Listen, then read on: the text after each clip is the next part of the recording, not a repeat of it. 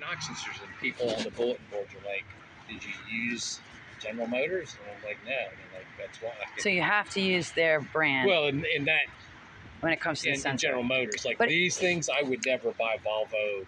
If I was going to replace O2 sensors, I would buy like Bosch. Right. That's who makes them. And if you buy, it's like Mercedes. If you buy Mercedes O2 sensor, it's $500. If you buy a Bosch sensor, it's $200. Right. Yeah. And it's the same thing. It's just I don't have a Mercedes.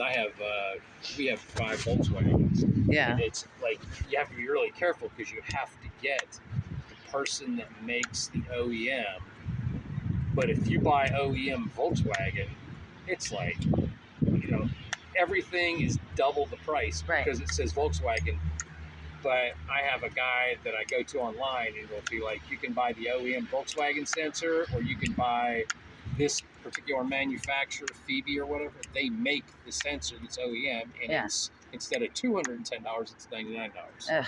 And it's like, you got to go down a rabbit hole just to get the right pieces. But yeah, I would never put OEM.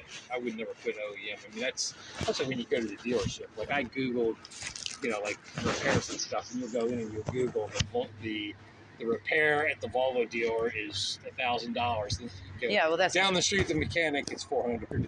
Yeah, because Volvo has to use Volvo parts, and then they have to mark them up. Yeah, and then they bill you like $150 an hour at the dealership. So, well, that guy, I'll tell you what, the guy Rudy, the guy that Deborah had worked on this car, that guy he bills like $100. Yeah, I know. I was like, why are you, when she first bought the car, she took it right to him and came back, and she told me some of the stuff he did, and I was like, I've done that. I don't want to say nasty stuff, but I'm like, you do a bunch of shit. They recommend it, and you think, okay, well, how much money do I have? Well, she knows. That's why I'm selling this. They know. Her husband doesn't care. She knows nothing. And when they bought him from me, she was like, it's like the car that she just traded in. She called me up and she goes, I'm buying another Subaru, and they offered me money for this Volvo XC70. And I'm like, well, what they offered? She's like $1,000. And I was like, well, how many miles is it having? She goes, oh, it's 349,000 miles. I'm like, oh my God. I don't know what to say. But they were going to give her $1,000 for a car with. Well, they bought a bunch. I think they've now bought 4 in the last 5 or 6 years because they got 4 kids. Yeah. They bought 4 Subarus. Yeah. And I think they actually called them up and they're like, we have a thing going on right now.